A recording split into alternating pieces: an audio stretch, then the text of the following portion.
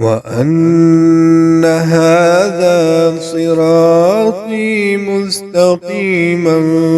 فاتبعوه ولا تتبعوا السبل فتفرق بكم عن سبيله ذلكم وصاكم به لعلكم تتقون. أعوذ بالله من الشيطان الرجيم. بسم الله الرحمن الرحيم. السلام علیکم ورحمۃ اللہ وبرکاتہ۔ سوال پوچھا گیا ہے کہ کسی انسان کا کھڑے ہو کر پیشاب کرنا حرام ہے یا حلال ہے؟ کسی بھی انسان کا کھڑے ہو کر پیشاب کرنا حرام نہیں ہے، لیکن بیٹھ کر پیشاب کرنا سنت ہے۔ اس لیے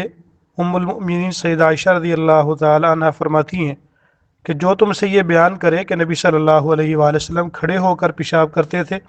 تم اس کی تصدیق نہ کرو، کیونکہ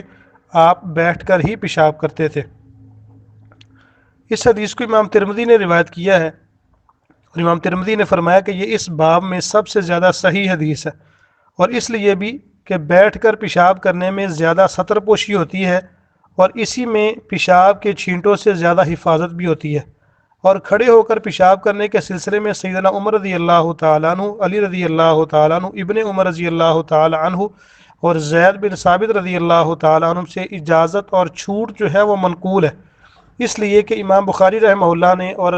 امام مسلم رحمہ اللہ نے سیدنا حذیفہ رضی اللہ تعالیٰ عنہ سے روایت کیا ہے کہ وہ آپ صلی اللہ علیہ وآلہ وسلم سے روایت کرتے ہیں کہ آپ کسی قوم کی روڑی یعنی کہ کوڑا پھینکنے کی جگہ پر تشریف لائے اور آپ نے وہاں کھڑے ہو کر پیشاب کیا۔ اور اس حدیث اور عائشہ رضی اللہ تعالیٰ عنہ کی سابقہ حدیث میں کوئی تعارض نہیں ہے،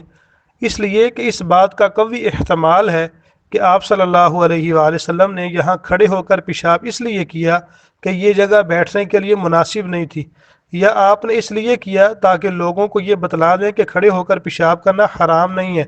اور اس سے اس حقیقت کی نفی نہیں ہوتی جس کا ذکر سیدہ عائشہ رضی اللہ تعالیٰ عنہ نے کیا ہے کہ آپ صلی اللہ علیہ وآلہ وسلم ہمیشہ بیٹھ کر ہی پیشاب کیا کرتے تھے، اور یہ ایک سنت ہے، کوئی ایسا واجب نہیں ہے کہ اس کے خلاف کرنا حرام ہی ہو۔ واللہ تعالی اعلم بالصواب۔ السلام علیکم ورحمۃ اللہ وبرکاتہ۔